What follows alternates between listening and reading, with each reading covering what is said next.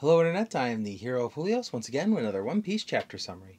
This week's chapter is chapter 1097, Ginny. The artwork for this week is actually a young Bartholomew Kuma catching some salmon with the help of Ginny and a couple fishermen, which we actually do see later in this chapter. It's actually kind of almost surreal for Oda to just drop this fan art. I mean, he could have used an older Kuma or even the younger Kuma that we had just seen the chapter before, but he chose the appearance of Kuma the moment we're going to see him. It's one of those, I don't know, it's just interesting. So let's go into the chapter itself, which starts off 8 years after the God Valley incident. So this is currently 30 years ago in the story. Kuma is at his church in his, kingdom of Sorbet, and he is just sort of pushing out the pain and suffering of the local elderly, who are, of course, thanking him for it, and they ask him if he can do this on the weekdays as well, to which they are immediately yelled at by a young Ginny, who is now currently 21. Kuma's 17 right now, and she's telling them that this is Sundays only. It's almost like a church service in this church, and she tells them, you're all a bunch of ungrateful old men and women who, don't even pay us to do anything. They say, oh man, she's so foul-mouthed, but yet so sought after by the men of Sorbet. But no one's really ever going to win her heart while she has her beloved Kumachi. And she yells at them some more, and eventually, with Kuma's blessing of, you guys can come back next week for that, they all pack up and leave. The reason the people of the Sorbet Kingdom are suffering so much right now is because they have a new king, and this new king has a new policy of, if you cannot afford to pay your share of the heavenly tribute, you will be locked up and put in prison. He doesn't feed his prisoners, he doesn't take care of his prisoners, and eventually they up and pass away because they, die in prison. This is because the new king of Sorbet really wants to get in good with the Celestial Dragons. For some reason, it's a theme in Egghead that there are characters who, for some reason, despite literally everything about the Celestial Dragons being horrible, for some reason think somehow they'll be allowed into this exclusive club. I don't know how they think this is going to happen, considering no one has ever entered the Celestial Dragon Club. They've only left it and then died horribly afterwards, or became Doflamingo. But regardless, this seems to be an impression in the mind of the king, and he has enacted a policy that, locks up people who can't pay their share. On the note of policies, there is a reason Ginny bashes people away and tells them they can only do this on Sundays. It's because of the pain bubble. See, when Kuma pushes the pain out of someone, it sort of stays there for a bit. And he can even take all the pain of different people and gather them together into a single bubble. Now, if you've been reading One Piece as long as I have, you might think back to the Great Thriller Bark arc and think of, hey, remember that time Zoro jumped into a pain bubble? That's what Kuma does on his Sundays. Most people, they have family dinner. In fact, my family is going to have dinner today. It's Sunday while I'm recording this. Some people go to church services. Some people go to brunch. Some people have mimosas. Kuma pushes all of the pain and suffering out of the elderly, and good God, if you've ever met an elderly person, they got a lot of pain and suffering going on. They got their joints, they got their scars of war, they've got, that leg that creaks whenever it rains. Puts it all in a nice little bubble, and then he dives headfirst into it. And as we saw from Zoro, that takes a lot out of a person. Ginny can do nothing but sit there and just cry for him. And she even, complains to him about it of, why do you do this for them? And Kuma says, well, we don't have doctors in this kingdom they can afford, and we don't have, anyone with generosity to help them. So if I can push all the pain out and then take it on my shoulders, I'm a big durable guy. The only problem here is you, Ginny. I'm sorry for you. I want you to suffer less. So if I get stronger and taking this pain hurts less, then you'll feel better. He's a very sweet, very kind man, this Bartholomew Kuma. And the reason he has to dive into it instead of just like taking the pain and hucking it into the ocean is because if that pain stays floating there, it will try to get back to whoever it came from. So the pain will return. So theoretically, if Kuma had, pushed the big bubble of pain out of Luffy and they just waited till Luffy woke up and Zoro was like, you know what? I'm going to take the pain. And Kuma was just like, awesome, see ya. And he walks away. Zoro could have looked at the bubble and been like, that little taste he gave me, that wasn't very good. I'm just gonna let that bubble go. And then the bubble just slowly makes its way back to Luffy. It's actually very metaphorical when you think about it. The pain that leaves you, unless you work through it, like you dive into the bubble yourself, or somebody else dives into that bubble for you and helps you process that pain, eventually that suffering will come back to you.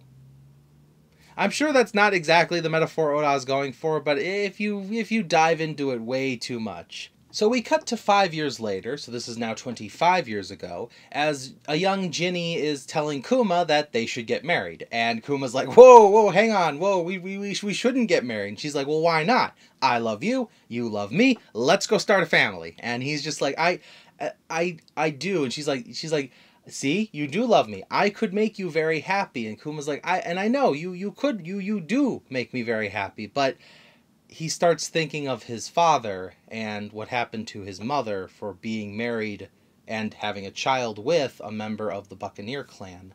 And he says, I don't want to make you unhappy. And he knows that could happen to them.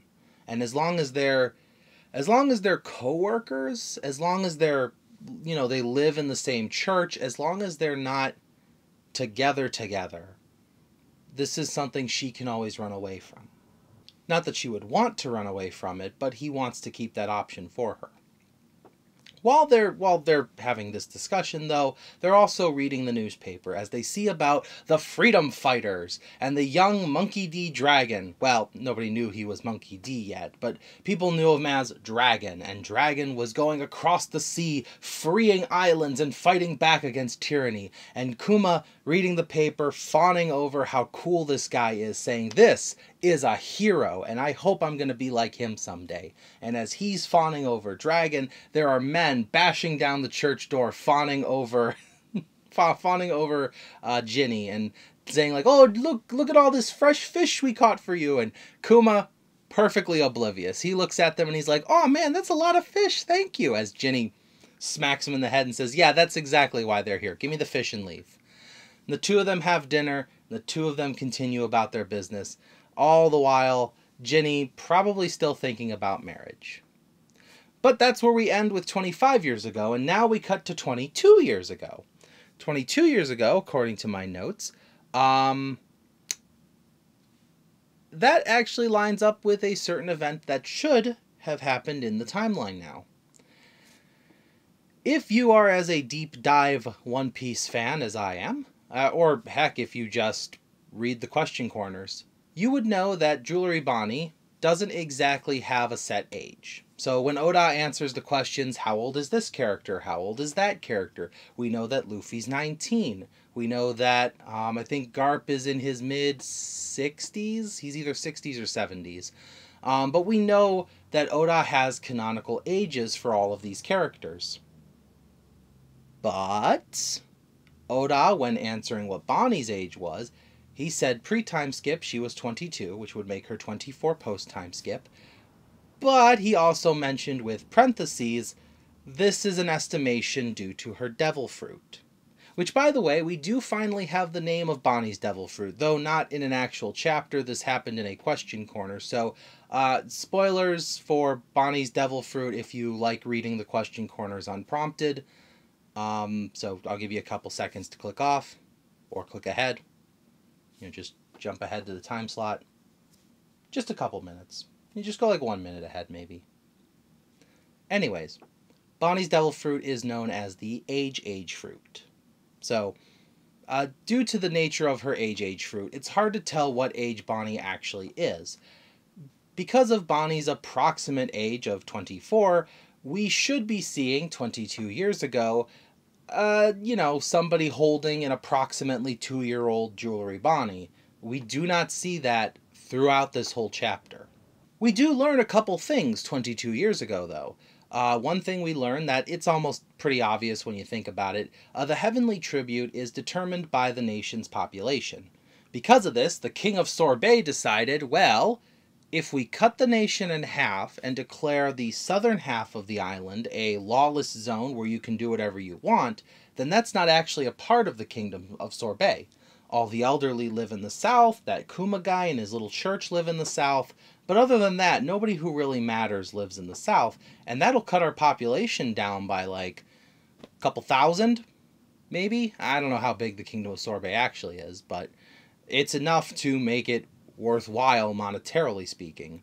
And because of that, the northern people of Sorbet are allowed to do whatever they want to the southerners. His advisors tell him that this could lead to some backlash with the northerners, but he does tell them, give it time. If you give a bad title to the right group of people, eventually everyone else will see them as lessers. Everyone will see them negatively. And titles are a powerful thing. Labels are a powerful thing. Oda's given some pretty heavy-handed things here right now. Anyways, Kuma's not taking this sitting down, though, as he uses the power of the pawpaw fruit in the first example we ever see in his flashback of the Ursa Shock. Now, I don't know if he's named this attack yet, but he does make a pretty big boom, and gets promptly imprisoned for it. But that's okay, because his fellow lessers, Ginny and all the other people of South Sorbet, they decide to make a ruckus about it, and they also get imprisoned. But that's okay, because as they're all imprisoned, 2 people bash through the door of the prison cells, and they have led an army across this island as they are bringing about a revolution. And wouldn't you know, Emporio Ivankov marches on in there, and he says, look, Dragon, I told you, I know that guy. And Kuma looks at him, and he goes, oh, Eva? And Ginny looks at him, and she goes, oh, big bro. And Ivankov looks at him and goes, Kuma, if you're the same guy I knew all those years ago, let's go change the world. And so the Revolutionary Army was born, with the 2 pillars behind Dragon, Emporio Ivankov and Bartholomew Kuma, as Dragon standing there, and Ginny just decided she's a part of this too. So the Revolutionary Army has not actually officially been formed yet. They are still called the Freedom Fighters, but eventually they go on to be known as the Revolutionary Army. And now we cut to 14 years ago. Mind you, still no baby Bonnie to be seen. Just want to make that clear. Ginny is super excited. She's looking forward to the next couple days because her group is going to be meeting up with Kuma's group. Because currently, Kuma is a captain of the Revolutionary Army, and Ginny is a captain of the Eastern Forces. Which we all know, or those who are reading up to date know, Bello Betty is the Eastern Forces command captain. She's the one in charge. So yeah. So as they're talking about meeting up with Kuma, Ginny's super excited, because we all know Ginny loves Kuma. Kuma loves Ginny. They just don't get married because Kuma's afraid of, the blood lineage and all those problems. But we see a mysterious foot. And then Dragon gets a phone call saying Ginny has been captured. So I just want to connect some dots here. I'm not going to hold off your time too long because I've been saying this the last few chapters. There's no baby Bonnie in the many, many years of Kuma's flashback. Ginny was the Eastern commander, and we don't have Ginny in the current Revolutionary Army. Ginny is a flashback character. Always keep that in mind because we've never met her in the main timeline. Though I will say, Ray of Hope, this could be a koala situation where meet a character in a flashback, and then we meet their older selves. But I would like to revise my Jewelry Bonnie theory that Bonnie is not a clone of Kuma's daughter, but is instead a clone of Ginny herself. And maybe ages rapidly because of cloning reasons, or ages rapidly because of devil fruit reasons, whatever the reasons. Whatever the reasons, it's clear that Bonnie is way younger than she lets on. Or she is Ginny. That's also a possibility. So that might also be what happened. And maybe, although why would she have referred to Kuma as her father? Unless it's like a Momonosuke Kinemon situation where they're not actually father and son, but that was just like the cover, to the point where they like super dedicated to it. I mean, even in their most tear-felt moments, they still didn't refer to each other outside of father and son. So Ginny might be just so dedicated to keeping up the title of, which that would explain how she really can't forgive all these bad people. I don't know. I'm of two minds. I really like the clone theory idea because we're already talking about clones a lot, and then this is the whole like, do androids dream of electric sheep? You know, if you give a clone the memories of someone else, or if you make a clone of someone else, are they their own person, or are they inevitably doomed to be the person they were cloned from? So many options here, especially since we have Stussy running around. So clones clearly do have free will, which then brings a problem of the Seraphims, and then there's the possibility... Second possibility is Ginny is Bonnie, and we're going to get a reunition of two lovers rather than a father and daughter. However it works out, be ready for some tears, either in the form of this flashback, which will end very sadly, or in the form of a beautiful reunition with a man who has no clue who he's looking at. Because remember, nothing's up here anymore for Kuma. Unless that memory bubble has exactly what we need. Regardless of how it turns out, though, I'm looking forward to it. So, thank you for watching as always, and I will see you in the next video. This is the Hero of Julios, Xing out.